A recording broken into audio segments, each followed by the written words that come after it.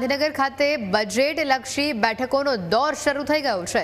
મુખ્યમંત્રીની અધ્યક્ષતામાં બજેટની રિવ્યુ બેઠક મળી। તમામ વિભાગોની નવી યોજના અંગે બેઠકમાં ચર્ચા કરવામાં આવી।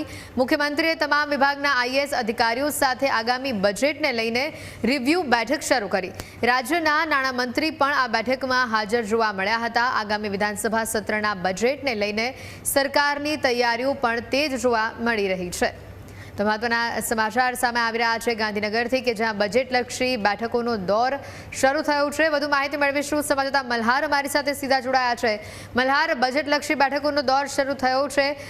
કલ્પના કરવામાં આવે, એક પ્રિડિક્શન કરવામાં આવે તો કેવા પ્રકારનું બજેટ 2026નું હોઈ શકે છે અને કેવી કેવી ચર્ચાઓ જે આ બેઠકોમાં થઈ રહી છે હાલ?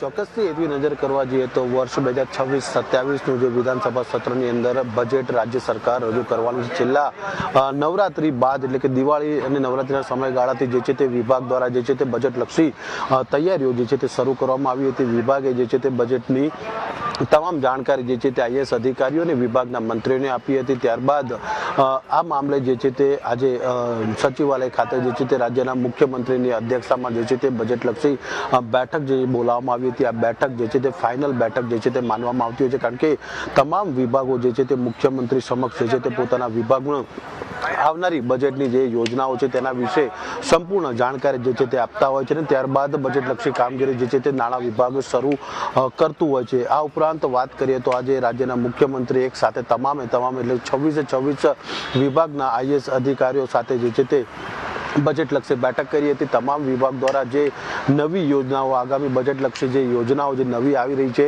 તેને લઈને મુખ્યમંત્રીને જાણકારી આપવામાં આવી હતી। સાથોસાથ પીપીટીના માધ્યમથી સમગ્ર બજેટનું પણ જે છે તે પ્રેઝન્ટેશન કરવામાં આવ્યું હતું। સાથોસાથ નાણાં વિભાગના અધિકારીઓ અને નાણાં મંત્રી પણ જે છે તે બજેટના રિવ્યુ બેઠક જે કહેવાતી હોય છે તેની અંદર ઉપસ્થિત રહ્યા હતા।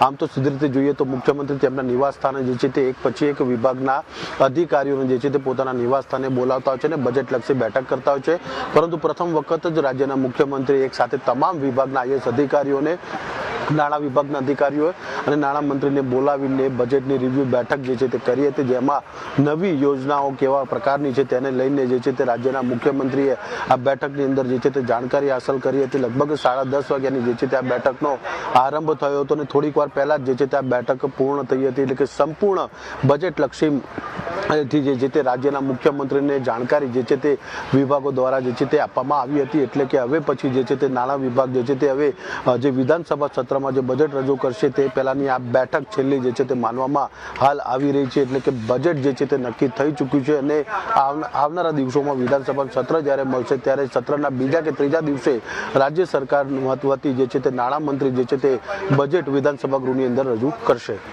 બિલકુલ મલ્હાર, આભાર તમારા સમગ્ર વિગતો બદલ।